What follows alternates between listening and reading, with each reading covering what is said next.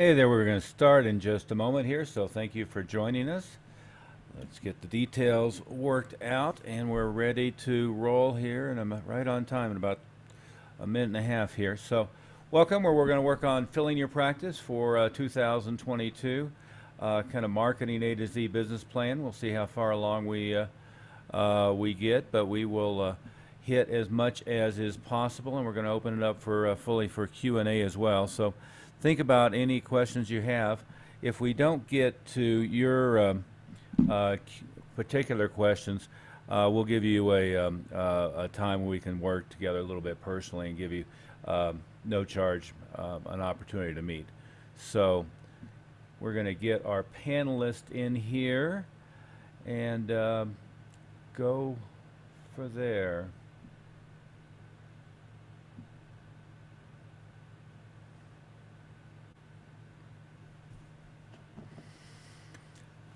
Welcome, Greg Moody. I haven't seen Mindy yet, but welcome. Hey, we are live, so we are rolling, and I see we have a few people joining us here already, a little early, which is good and unusual, truth be told.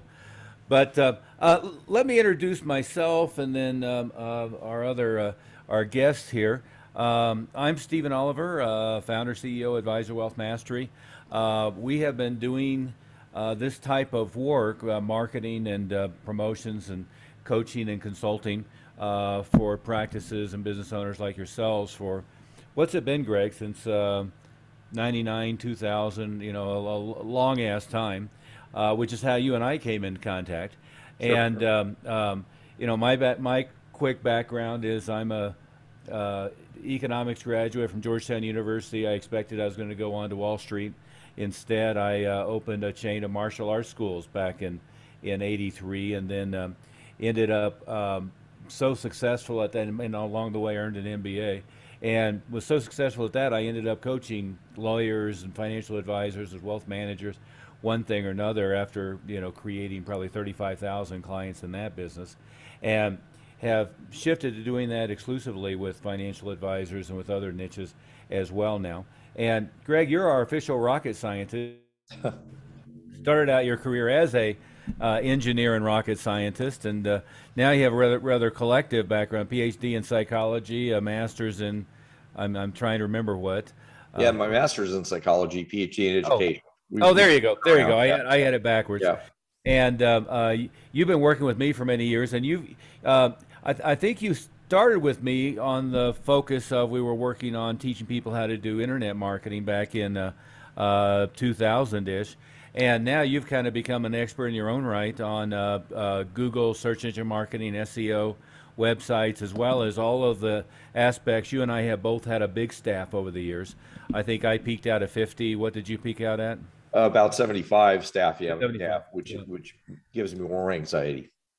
Yeah, I got to the point of 51 is going to break the camel's back with me, but we developed quite an expertise in managing staff and managing systems within that, and oftentimes advisors, especially as they start to grow, are hesitant to add people, and they're hesitant to add the right people, and oftentimes their training is well, let's say non-existent. And then we have Mindy Godfrey joining us here, and Mindy, you're our another eclectic background. You've actually got a master's in theology, but really you're our expert in, and Greg, you've done a lot of work with this too, working with authors and publishing and self-publishing, one thing or another. But you're kind of our expert in creating books, publishing, as well as live event management. I think the biggest event that you helped promote and run was what, 45,000 or something like that. Yeah, 45,000. I don't know how many hundreds, if not into the thousands of events I've put together and promoted and run, and often as lead speaker and coordinator and so forth. And you've promoted, any idea how many over your career? Oh, I don't even know anymore. I've quit counting. Just a huge number, and an awful lot that would be, the things like the advisors would think of is in the boardroom or at the restaurant or that type of thing. I've done everything from boutique events to major festivals, so exactly. It's a pretty diverse group. Yeah. But you know, our mission today is to really focus on marketing and marketing plan. And let's, Greg, let's start with the conversation you and I are having offline. As usual, we have an awful lot of conversations offline that we wish we'd hit the record button on. But in all professions that we've worked with, and let's take an example of, say, lawyers, or you know, we have a background working with martial artists.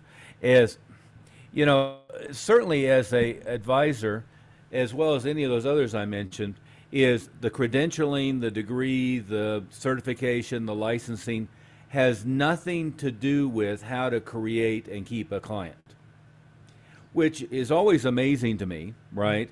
Is we see advisors, and of course I have, I don't know, 10,000 of them or something like that on LinkedIn nowadays, and they all have, you know, CFP, CHFC, you know, all of the different designations behind their name. But I guarantee, having been through a number of that stuff myself, none of that stuff teaches you, here's how to do online marketing, here's how to work with Google, here's how to work with Facebook, here's how to do direct mail, here's how to do live events, here's how to close traffic. None of them do that, right? And then you and I have been working with a number of captive agents or advisors, and the big companies, I mean, I don't know, we were guessing a lot of them have probably a 90%, 95% failure rate, you know, doing heavy college recruiting, bringing people in, and if they don't have a big frat, or if they don't knock on a lot of doors, they go out of business in this business pretty quickly.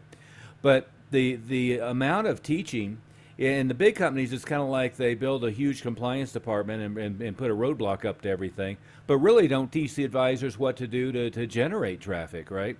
It's definitely survival of the fittest, and it's definitely you only eat what you hunt.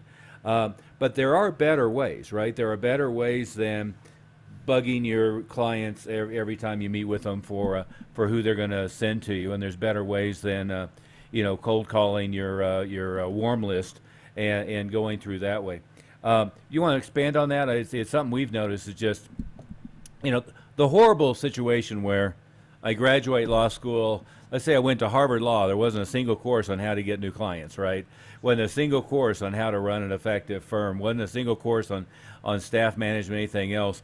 I went through and I got all my designations, licenses, state license, federal license, whatever it might be, FINRA, SEC, and none of them taught you anything about how to fish in the right fund, how to get the right clients, how to create a sales funnel that's effective, how to effectively close them, or how to even maintain a quality relationship.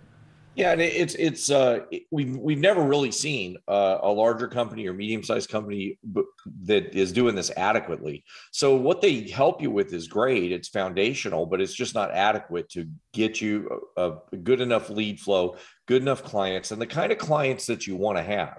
It's as you said, sink or swim for most of the people that we work with, and that's how they built their business. And most of the people that we work with, frankly, are the top 5% of the industry that we interact with and we help grow, or at least some people that are really motivated and they want to be in the top 1% or 2% of the industry.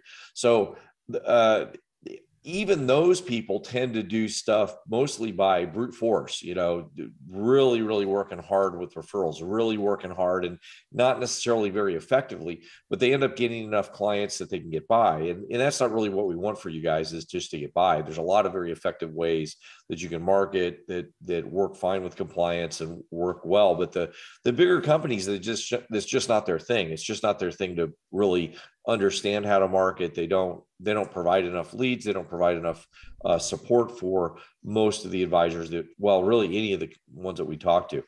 Yeah.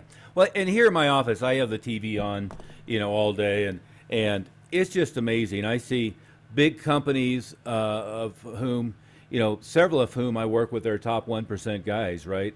And their ads will come on and it just has no direct response. It has no call to action. It has no, nothing at all there. You know, in contrast, I've been collecting Fisher's ads and, you know, pulled their direct mail pieces and one thing or another. And it's always, here's the free report, the 55 things or 50 things you should know about retirement, you know, the things to avoid about annuities or whatever it might be. But they do a very good job at direct response. I was in a small meeting with Ken Fisher, and he had some, we'll get to this later, but some really interesting observations about what he was doing differently than the industry and how the industry was viewing what he was doing. But which is a common thing. If you're doing something different from what your peers are doing, you're more likely to be doing it right. That's the important quote. If you look around and you're doing, well, what's everybody else doing? I better do more of that. That's almost always the wrong strategy. Yeah. If I remember correctly, that was Earl Nightingale. Yeah. That sounds right. Is if you're running a business and you don't have a good strategy for how to be successful, look around at what everyone else is doing and do the opposite. And that's something everybody ought to anchor in. Oh yeah. We keep getting people. We talk to and go, well, yeah, I'm trying to get ideas from everybody around me, but that's almost never. That's a good way to get to be the middle of the bell curve, to be mediocre. Hopefully my background noise doesn't get distracting. There's something going on back there. Yeah, I've got the Monster Vac guys here because they did a bunch of drywall, and all of a sudden it started. I think he's over in my office. It's not very loud. You're okay. Okay, good. Well, it's entertaining. What can I say? Yeah, we got extra support music, I guess. Yeah, there you go. The other element about that, Greg, that you and I were talking about is let's take the COVID era, is something I've been railing about forever. I've got the picture on the wall back there is the facade of the of Wall Street, but the same idea with the pillars in Greece or in Nashville. We talk about the Parthenon, and I think I freely admit I stole that idea from Jay Abraham, who's one of the marketing gurus, but the Parthenon idea really was missing and fell apart during COVID for many advisors, because if they were driving lots and lots of traffic from live events, and Mindy, you were right in the middle of that. How many live events got tanked and killed and killed off. But if you were in the process of all of your traffic was coming from dinner meetings, lunch meetings, other live events, informational meetings as a group at your office, that all dried up, right? And what we always focus on is having a lot of pillars to drive traffic of new clients, not just relying on one thing. So it's great to drive most of your clientele or a chunk of clientele from referrals, but you want to have 5 or 6 systems that are generating those introductions or referrals. It's fine to do live events, but you don't want to be reliant on just dinner meetings or lunch meetings. You want to have a bunch of other stuff. It's a deadly sin not to master online marketing and social media marketing nowadays. We're seeing huge results, LinkedIn, Facebook, some of the other social media networks, but certainly Google and the search traffic. What would you add to that, Mindy or Greg? Well, I would say one thing to add on to what you're saying is if it's done correctly. What we see with a lot of people is they're abdicating their online marketing and maybe they get some good results for a little while. And then we get a lot of people calling us and saying, well, we got some good results for a while, but now it's dried up. So now I want to try to, talk to you guys about doing something different. But it's that it wasn't done properly in the first place, and they're not consistently testing it and working it and making it better. And we've done quite a few of our, podcasts and meetings that we've put out, that you can find on our website about how to do that properly. But that's something that we see is that each of those things are not done correctly. There's a lot of times there's small tweaks in each of these pieces that are done so poorly, or that they can change. These tweaks that can be done, they get you 2 times, 3 times, 10 times better results. And that's not an exaggeration. It's very easy to measure that. So those are some things. The other thing is that with referral systems, they're missing out on so many pieces. They're just waiting for people to come in. Even some people that are doing a good job of, the Tom Hopkins isolate faces type of process, where they're getting people to give them names and numbers that are friends. They don't have any pass along collaborative information or collateral information to give them. There's just so many missing parts of what could be done. That's really easy to do. It doesn't take much more money or much more work, that they're just missing out on. Yeah, absolutely. And I mentioned the term earlier, and define it, fishing in the right pond.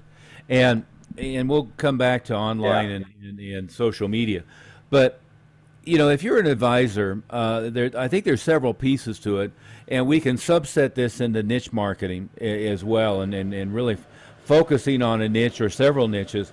But you've got to have a real clear picture. Dan Kennedy, who I've worked with for, I don't know, 20 years or so, they call it an avatar client. But you've got to have a real clear picture of who it is you want to work with.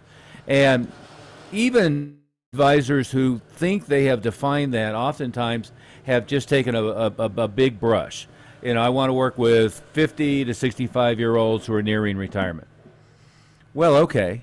But I think what we would typically prefer to do is kind of like, the old Zig Ziglar. I'm so optimistic I'd go, hunting for Moby Dick with tartar sauce.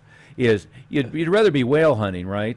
And you'd rather be focusing on really highly profitable clients, really highly productive clients, than just casting a big net and catching whatever might happen. And so we really work on that fishing in the right pond, creating the avatar client, who it is you really want to do. And oftentimes, like one of our friends, one of the people we've worked with, is doing extremely well with dentists, for instance. And it seems like everybody targets dentists, but he's doing a multi-million-dollar business targeting dentists who want to not be looking in somebody's mouth every day and showing them how to work their way out of their practice. And so and again, it could be in any kind of niche. I have a client who's into collecting 911 turbos. And so I keep trying to get him to be, let's do the local, regional, national Porsche Club. Let's, go to their events. The dealer's a buddy of yours because you spent $1.2 million with him over the years or whatever, probably more than that. Do a live event at his dealership, and let's invite all of their clientele and do that. Let's invite your clients to, go test drive or do a day at the track. See, it in some ways it doesn't matter. Mindy, one of the ones that you liked, an advisor we were working with, was a Texas A&M guy. Yep. And so he was marketing a Texas A&M alumni. He had all of the football paraphernalia and the Longhorn stuff on the website and so forth. No, A&M isn't Longhorns for anybody that's UT. UT. Well, which one was it? I don't know. Yeah, was it UT? It was A&M, and that's not Longhorn. So okay. Well, yeah. Okay. Just in case there's anybody. Yeah, just correct the non-football guy here. Yeah, I when I grew up in Oklahoma, we told Aggie jokes, so that's A&M, agricultural and mechanical, but you get the idea. Is sometimes it's starting with your hobbies, other times it's starting with your current client list and seeing who you're already clicking with. So if you already have a client list of 100 or 300 or 500, go through and figure out what the commonalities. Another advisor I worked with, we found out he was doing really, really well with commercial real estate brokers. And, well, okay, if you've already got a guy with Fuller and a guy with whichever other firm it was, Sullivan Hayes, let's go get more of those guys, right? Let's work our way up into the C-suite. Let's work our way through their national organization. Another one was, Mindy, I think it was Vonage, had several C-suite executives of that. A friend of mine, worked his way up to being working with all the C-suite executives with Hyundai, Kia, and other similar Korean U.S. companies. So you figure out what your specialty is, what your niche is, who you want to target. And if you don't know who you want to target, you just sit down and look at your client list and look at who you're working with currently that you really enjoy. And sometimes it's as basic as, well, here's a bunch of different prospective niches. Who are they going to be easy to work with, and who are the ones that are going to have money?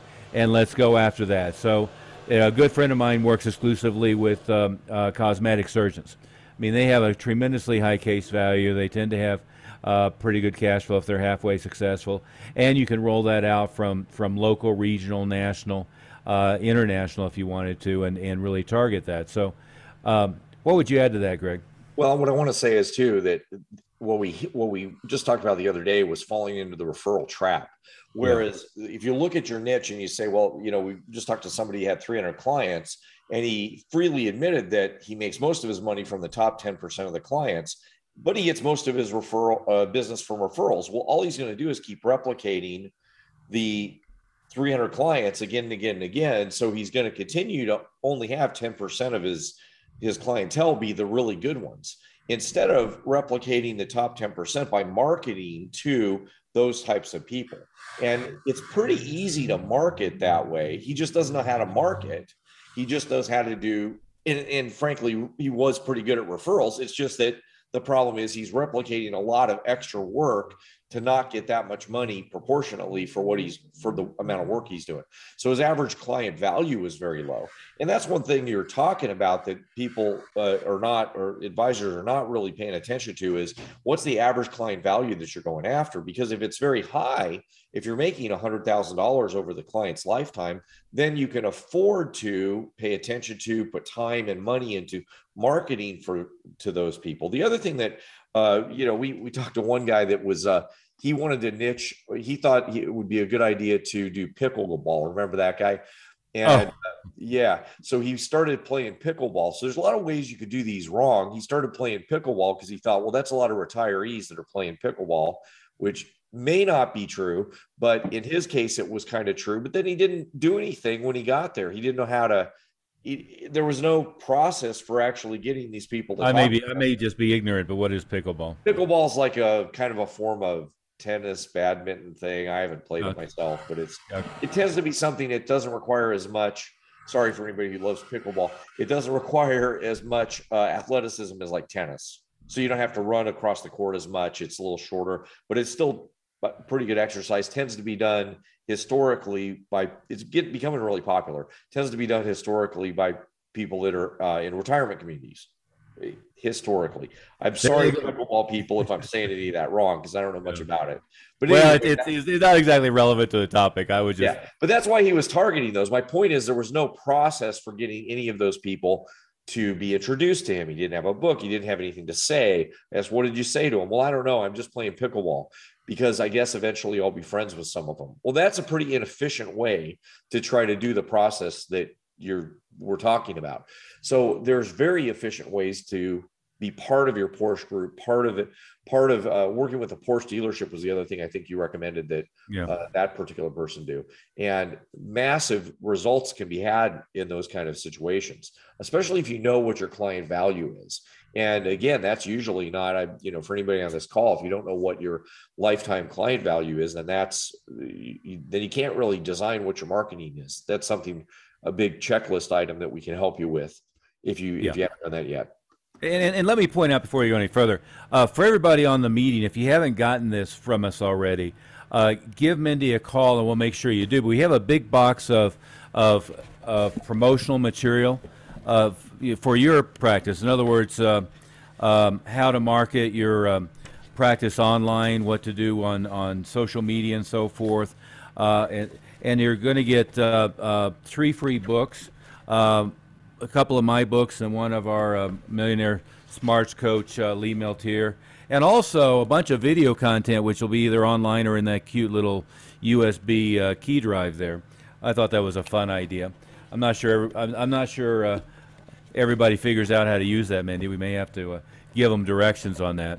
But if you give Mindy a call, Mindy's number is 303-808-8719, and give her a call anytime, including while we're on here, and we'll make sure you get all that information.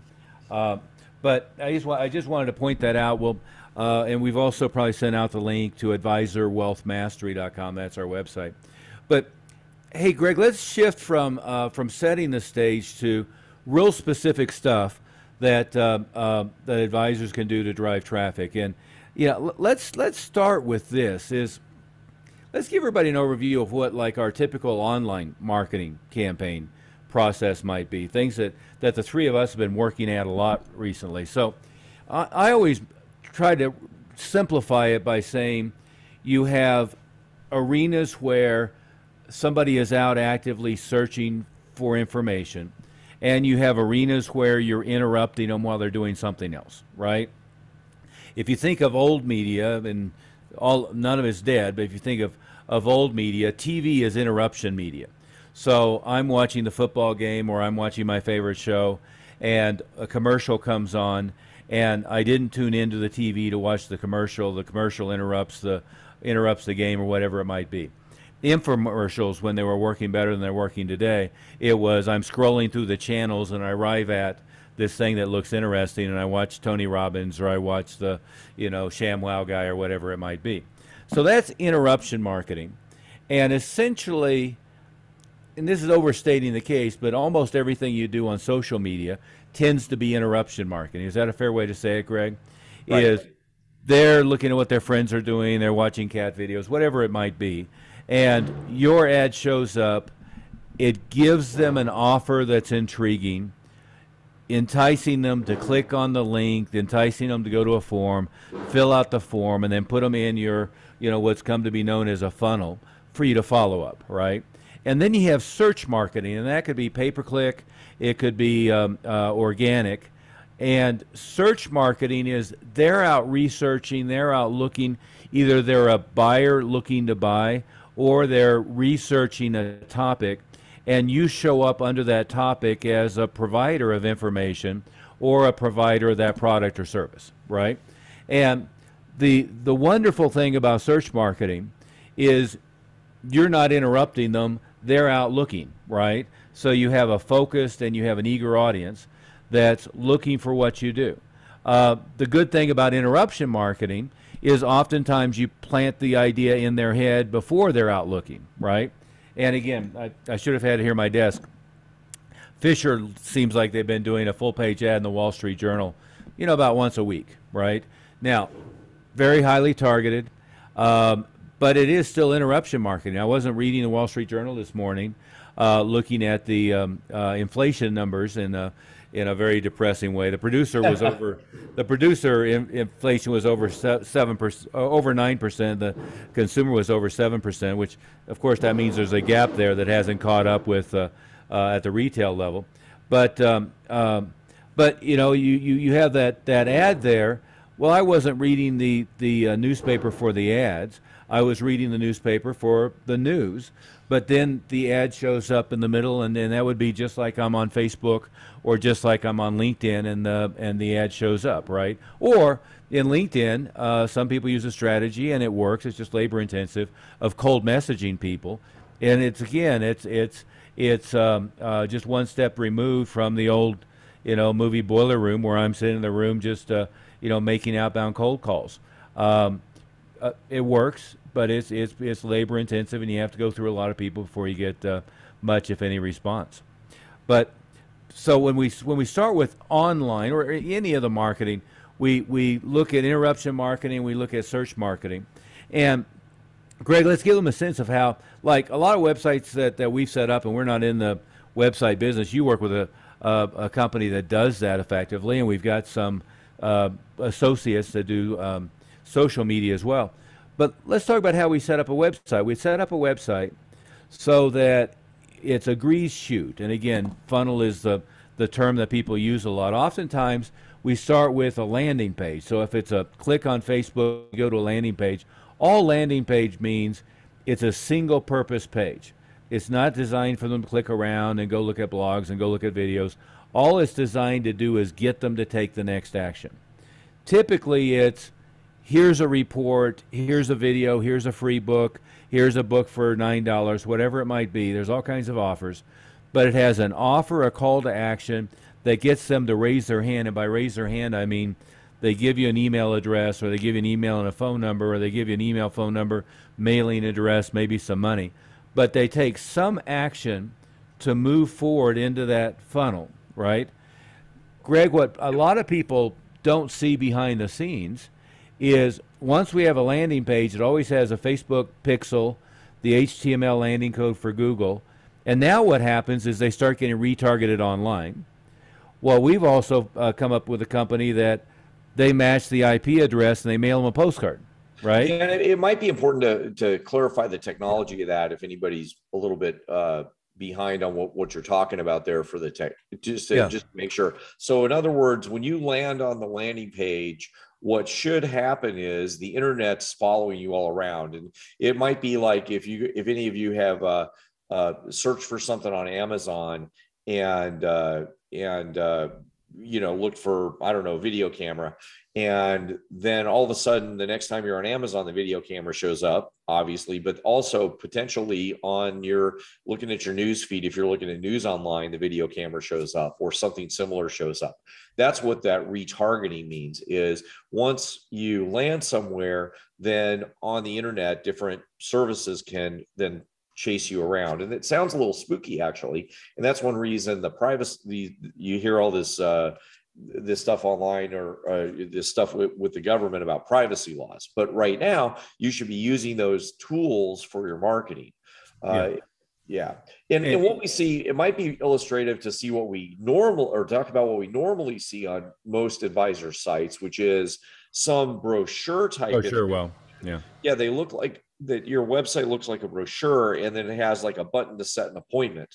But that's like asking somebody to marry you without dating first.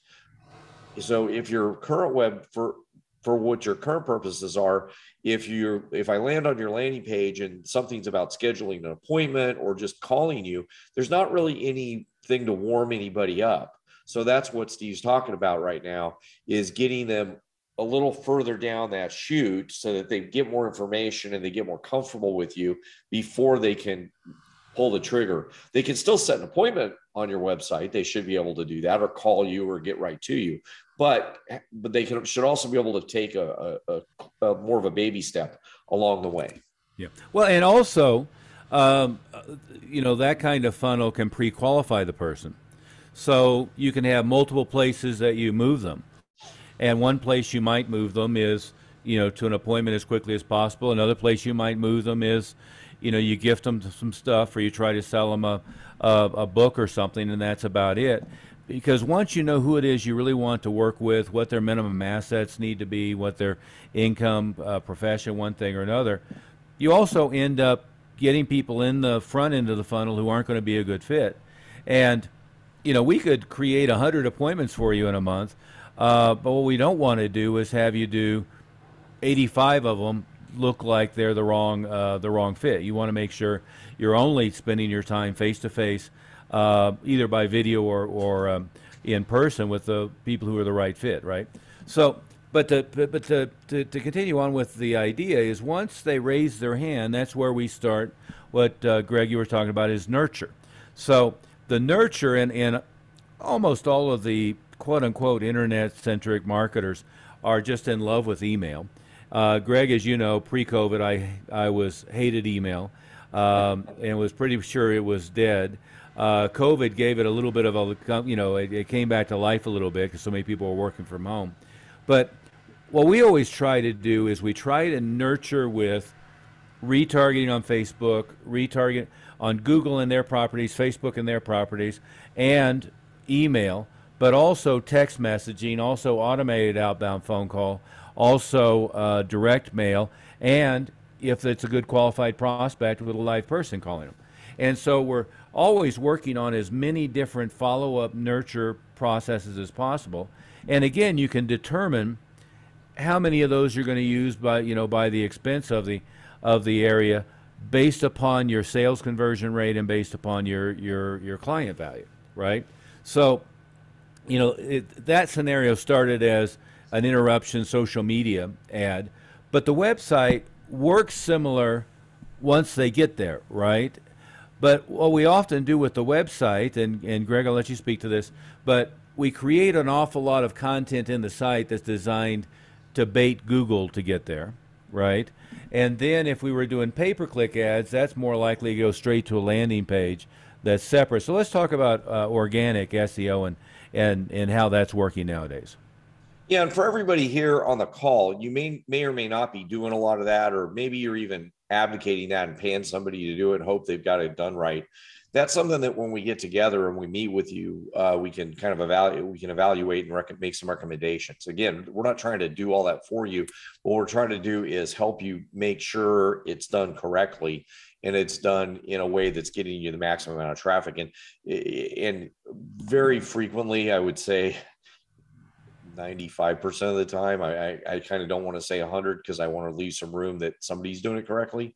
But most of the time, what we'll do is make some suggestions that can double or triple the results, and that's not an exaggeration. It's just usually there's some big holes in this. Oh, we've done 10 and 20 times often. Exactly, because there's just some big holes. There's just holes in the bucket of what's happening online that is done. And by no means is everything that we're talking about today or going to be talking about all about online strategy. It's just that one of the things we usually can start with is online, because your offline marketing, your referrals, and everything else that you do, it's important to remember that if you don't kind of have this, your website and the next level stuff done right, then somebody sees, I don't know, your business card and they find you, they'd look you up.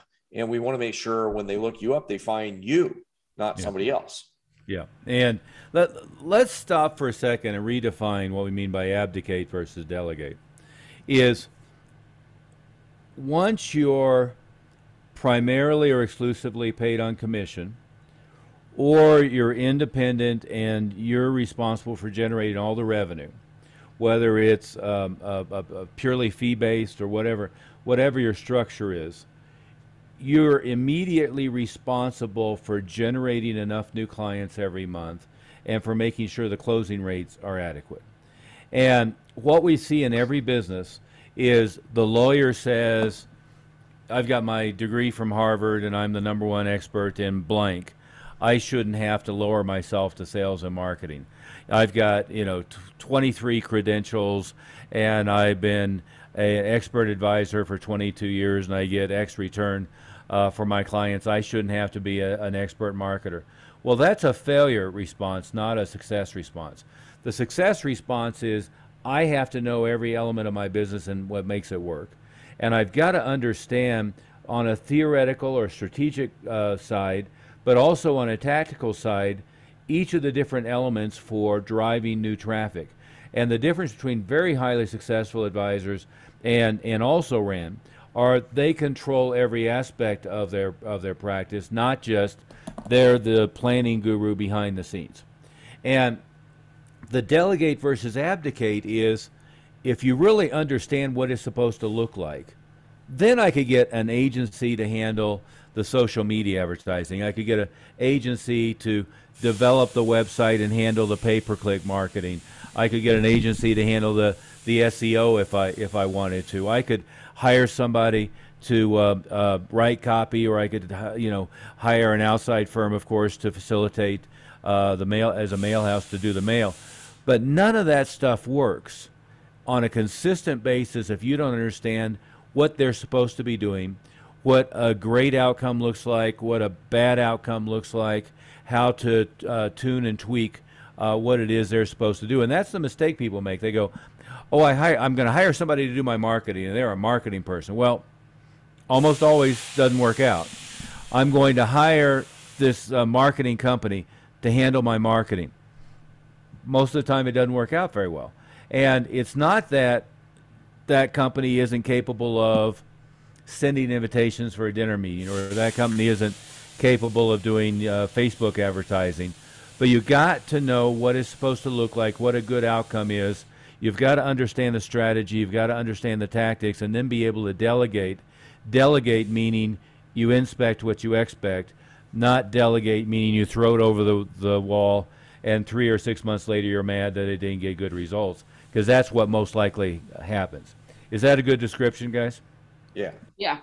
Yeah. And we get a lot of people asking us, or kind of wanting to abdicate that responsibility. And honestly, I understand that. I mean, I understand wanting to do that, wanting to just pay $4,000 a month and get X number of, new clients and all that, and writing a check for that and have that happen. That'd be great.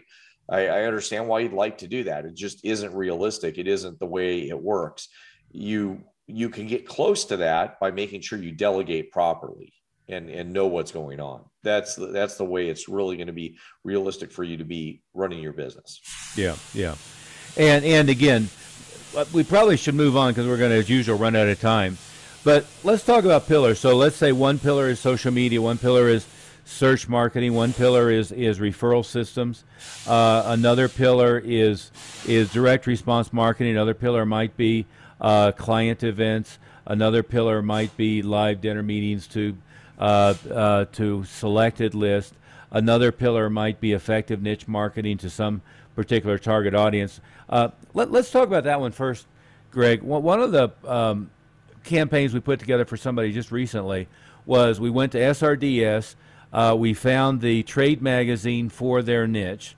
We pulled a list of subscribers from that trade magazine for that list. We also went to, I think it was Info USA in this case, or Info Canada. This was in Canada. Pulled a list of everybody in that profession. Then we gave to the agency that list to do Facebook ads to. Went to Google and went to LinkedIn and targeted them. Went to Google and uploaded that list as a retargeting list. And then we bought pay-per-click ads for that particular audience, created landing pages and websites only for that niche, right? And then created branded material, postcard follow-up, email follow-up, text messaging follow-up, etc., specifically aimed at that niche. And so you get the idea. It's a holistic, let's go for all the different directions.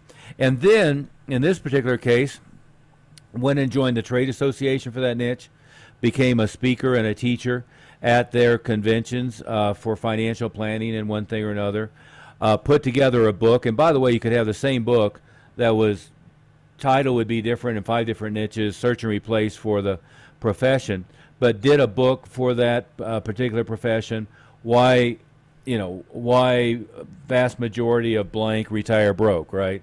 Why the vast majority of contractors die broke, why the vast majority of dentists die broke, etc. And then marketed the book as a lead tool. And I'm just trying to give everybody an idea of how that works. And the nice thing about being in a niche is once I've got 5 of them, I can go to their meetings. I can be a speaker. I could go to their convention. I could do a booth at their convention. I can mail to them. I can advertise in their magazines. And, I'm in Denver. You're in Phoenix. Mindy's in Tulsa. But, as an individual advisor, you're not going to do a full-page ad in the Denver Post or whatever the Phoenix paper is right now.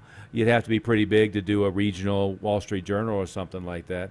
But you could go after a niche publication, and you could go after the subscribers, and you could mail to them, and you can email to them, and you can advertise in their magazine. And that's one way that you really narrow it down, plus you get a target audience.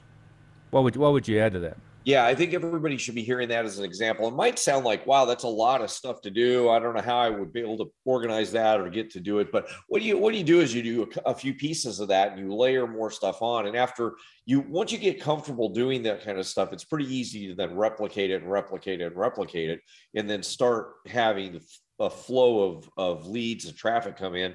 And I mean, most of the time what our clients end up saying to us is, wow, we've got a flood of so many new clients. Then we have to help them with, fixing the sales process downstream. Because if the only clients you've been getting just a trickle of clients, and they're the friends of your relatives or the friends of your friends and people that already know you, that's going to be a different type of client than this flood of clients that you're getting that might be really, really high quality, exactly the target demographics, but they don't know you. So when you start getting that flood of clients in, then we'll morph this in. It's not our target for today, but really it is, because we're talking about growth. We want to get you a flood of clients, and then if they're the right kind of clients, then help you with processing that so that you close them and they become new clients, not just leads. Well, and maybe talk about that briefly as a tangent. Is one of the things that we like to do is to build a credibility package. I think of it as tools to facilitate the sales process.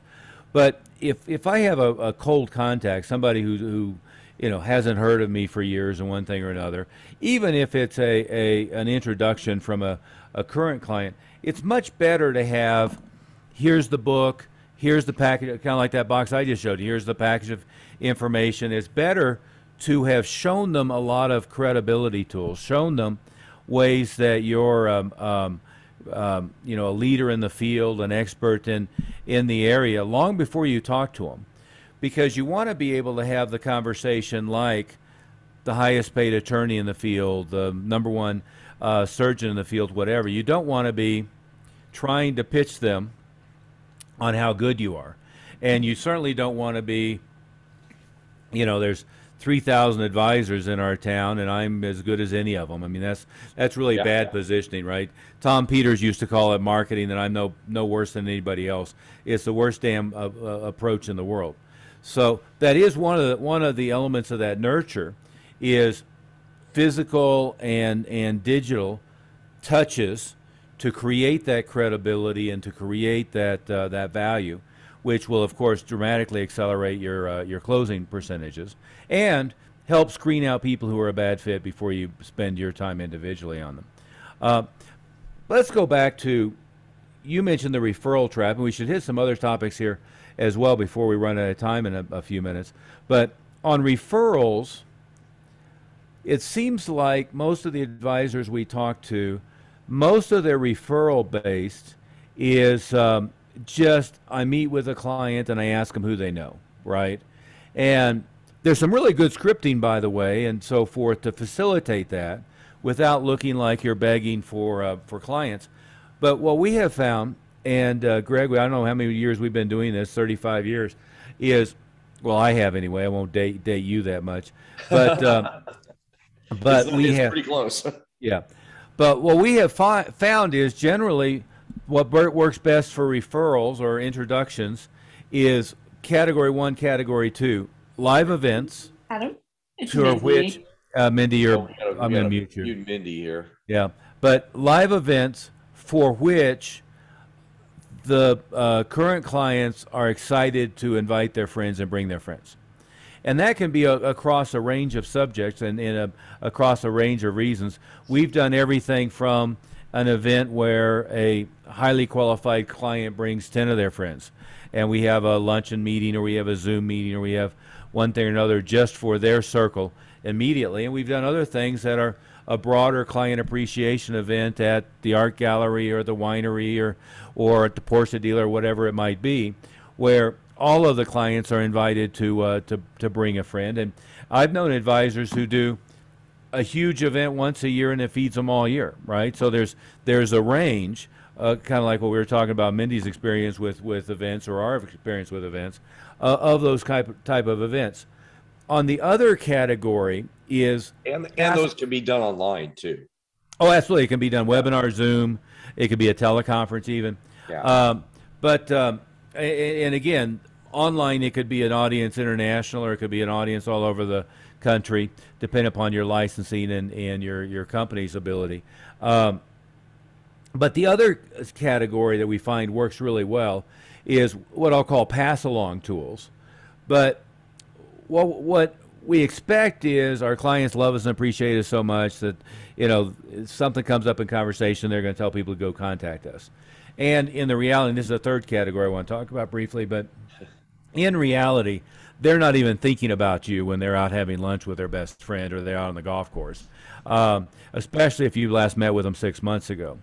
But what we like to do is have pass-along tools, and that can be a DVD, a CD. It can be a thumb drive like the one I just showed you. It could be a book on a specific subject. We have one advisor who's actually creating a new book every quarter. And every time he creates, and by the way, they're like 40-page books. They're not 300-page, monsters. But what he's doing is mailing every client 5 of them every time he does a new book. And then when he meets with them in person, he gives them some. And the pass-along effect of that is tremendous, because the client has something to gift their friends. It's not an overt sales pitch that the client is making. But those kind of pass-along tools of reports, a chapter in a book, a small book, a bigger book, a video, all of those facilitate staying in front of mind with your clients, but more importantly, giving them an easy way to introduce you to their friends. The other thing I was going to say quickly, Greg, is I don't know how many advisors tell us, oh, I have great rapport with my clients. They all love me. Well, when's the last time you met with them? Well, I meet with them twice a year. Okay. Well, how many times are you communicating with them by email? Oh, I send them an email once a month, right? No. If you're not in front of them all the time, I mentioned Dan Kennedy, and yeah, one time I had the Dan Kennedy clock on the wall. I had the Dan Kennedy bobblehead. I had 5 books on the shelf back there, and I had the mouse pad. And he's just constantly. I mean, I was a very valuable client. Let's say I was just constantly getting this bombardment of stuff, right? But it's why you want to have maybe a monthly newsletter that gets mailed, a couple postcards that invite them to a live event, a live Zoom event each month, an email that goes out 3 times a week or 5 times a week or something to your clientele, and other methods of communication so that you're in front of them, in front of mind awareness all the time. And what a lot of advisors think is, well, I'm going to annoy them. They're going to get mad hearing from me all the time. Well, no. If you're providing them educational material and valuable material, that's the opposite happens. What happens is if somebody gets an email from you once a month, it's perceived as spam. If they get one on Monday and then Wednesday to Friday, or if they get one every day, it's familiar. And a lot of them they're not going to read, but a lot of them they are. And that's all of that facilitates. And by the way, the emails will get forwarded to a friend. The newsletter will get handed off to a friend or a family member. The books will get handed off, and all of a sudden you create that pass-along introduction effect that happens. Yeah, one thing that everybody on the call needs to remember about email, and I think that's one big thing, that you abdicate all the communication to email. 2 things. One is that email deliverability at best, and this is deliverability, that means into their inbox, is maybe 20%. So all the emails you send out to your clients, if only 1 in 5 is getting into their inbox, that means that 80% of them, 80% of your clients are not even hearing from you at all. The second thing is that people get, what last we looked, 211 emails a day. So think about that. If you're only sending them 1 email a month and they're getting 211 emails a day, I don't know what that adds up to, like 6,000 emails in a month. So you're 1 in 6,000 of their communications. You're basically not paid attention to at all. Yeah. And it's so something significant. And if somebody's $100,000 lifetime value client, I don't know, you could send them even if you don't write a book, you could send them a book that you really like once a year. You could send them something that would be, have some inherent value, every once in a while. We hear people doing calendars, like those old calendars. I used to get them from my insurance agent. I don't even get them from my insurance agent anymore. But those things it has lame value or a magnet that goes on their refrigerator. Those kind of things are boring and don't have any kind of value. So we sending them something that might have some interest or educational value that might be unique and different is important. And what you said before is really important. You don't want to look like everybody else. I mean, if every insurance agent that I've ever had sends me a desk calendar that looks the same as all the desk calendars, okay, I'm just going to expect that the insurance agent is going to send me a desk calendar. So it's not really, you want to stand out in a good way, and it's okay to be a little bit edgy when you do that. Yeah, idiosyncratic even is. You're exactly right. I mean, there's you want to have things that stand out about you, and and what you're into. It is your hobbies you should wear on your sleeve. I mean, depends on what they are, I guess. But you things that present the right image, you should wear them on your sleeve. You should never be afraid to be idiosyncratic and be a little different and a little weird. I always think of God, what was his name now? The lawyer that had the ponytail and he was always wearing Jerry Spence. Jerry Spence. Yeah. He was really well known. I think he just passed away not that long ago, but he would wear like one of those jackets or shirts that have the ruffles hanging down. Those leather jackets look like a cowboy. And he was really well known because he was very good, but he was also well known because he was idiosyncratic. But this stuff isn't really hard to do. None of this stuff is hard to do. I mean, I know Bill Glazer was really good at, he would send a post. When he'd go on vacation with his wife, he'd be in Egypt or somewhere, and you get postcard of him by a pyramid, and it'd be say, one funny line, but then the back would be the reminder about the next thing that would the one I remember was he was in the Grand Canyon and he was riding a donkey, and the headline was "Who's the bigger ass?" Yeah. I mean, it's just completely out of the blue, but it's funny. Of course, that was self-deprecating, but that's exactly right. You got to be interesting and creative and unique. We're going to run out of time in about 2 minutes, but I'll remind everybody of Mindy's phone number, 303-808-8719, and the Advisor Wealth Mastery site.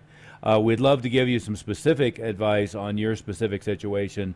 No charge, no obligation, no sales pitch. As far as people that we work with, as you said, Greg, we tend to work with top 5% and top 1% advisors with established practices with cash flow. And what we're really good at is 2-timing, 3-timing, 10-timing people who have momentum.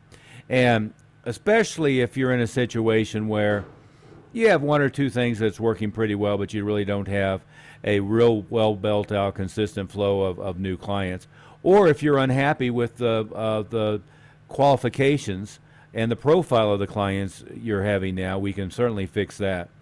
We do a lot of practice management stuff too. As you mentioned, Greg, our clients have come to call it drinking from a fire hose. Right. But oftentimes what we do is triple or quadruple the number of prospects coming in. And everyone says to us up front, oh, my client contact is great, my client retention is great, and my sales process is great. I just need more new people coming in. And then as soon as we ramp up the number of new people, everything else falls apart, so we have to fix that. The one thing I might add is there's a number of direct marketing, direct response marketing systems that can be used that people think are not in play anymore. I mean, like you mentioned, direct mail, but 211 emails a day versus 4 pieces of mail in most people's mailbox a day really proves that you're going to stand out if you do something interesting and creative in the mail. I was talking to a pretty big advisor. He had up 400 million assets under management the other day, and he said, "Oh, nobody does direct mail anymore." And I pulled up SRDS, and the first one I pulled up all of the Fisher direct mail, right? And what happens is newspaper advertising isn't dead; it's just diminished from where it used to be. Direct mail isn't dead; in fact, it's enhanced from where it used to be because people have shifted so much online. There's a number of other sources. Live event marketing is, in-person marketing is coming back, and if you were doing a lot of that and didn't shift to Zoom and webinars, that's problematic. The other thing we're finding, by the way, this is a little bit of a side too, an awful lot of advisors think that their only market is like a 3 or 5 mile radius from their office, and we're making sales. I mean, depending upon, again, what your company is and what your licensing are. But, we can make sales in Israel and Germany and throughout Europe and one thing or another. But certainly if you can only deal with the U.S., everything from Washington State to Miami to, Maine to San Diego. And Zoom is working every bit as effectively as in-person, face-to-face. We still like meeting with people belly to belly, face-to-face. Between us, we've probably done 15,000 sales face-to-face, belly to belly. Maybe not quite that, but a lot, a lot more than I can remember. Yeah. But we've now done literally hundreds of sales via Zoom, and so it's quite possible and easy to replicate having to meet them at your office or meet them at their office and do it on Zoom. Well, and we have good data from all the people that we work with that the closing rates are about the same and the rates of sales rates are about the same. So we have good confidence for all of you guys that you're going to have the same results, and that means you can expand your market geography beyond what you're maybe used to. Yeah, and in some cases the closing rate is better, right? Especially in complicated. If I have to have the CPA and the attorney in the conversation, or if I have to have, a couple and their kids in the conversation, the more people I have to have in the conversation, it's a lot easier to get them on Zoom than it is to get them all show up face to face, right? With less hesitancy, you know, because I may not want to pay the attorney $2,000 to drive to your office, but you know, to get him on the Zoom for 5 minutes is a whole different situation. Having had that experience with the $900 an hour guy and the $750, that was a woman, by the way. She was making $987 an hour, and her husband was making $987 an hour, and their assistant was making $697 an hour. And I just couldn't help myself but have the clock running every time anybody uttered a word in the room. You understand that one. But hey, on that note, go to advisorwealthmastery.com. We didn't get to Q&A here, but what I would be happy to do is answer any and every question anybody has. If you call Mindy, she'll set a time with Greg and then myself, and we're happy to go through an analysis, give you some ideas. If you're at a smaller practice, we'll give you some ways to jumpstart things. If you're a high producer and are looking for ways to broaden your client acquisition or get better practice management, we're experts at that, and we'll show you how to work together from there and really develop all the pieces that you need. Mindy, anything to add, or Greg, anything to add? No, we look forward to talking to all you guys. I'm glad that you were here today, and let's get 2022 should be a huge year for everybody. There's no reason this can't be we hear about whatever happening with coronavirus, but people are ready to get moving, and it should be a big year for all of you guys. We're not exaggerating when we say it should be 2 to 3 to 4 to 10 times growth for most of your practices. Yeah. Well, and the more instability in the market, the more uncertainty there is, the bigger opportunity is for somebody who really knows how to both reassure the client and handle their finances, but also they're much more interested right now in finding somebody who has some expertise. Yeah. All right. Bye, everybody. Thank you.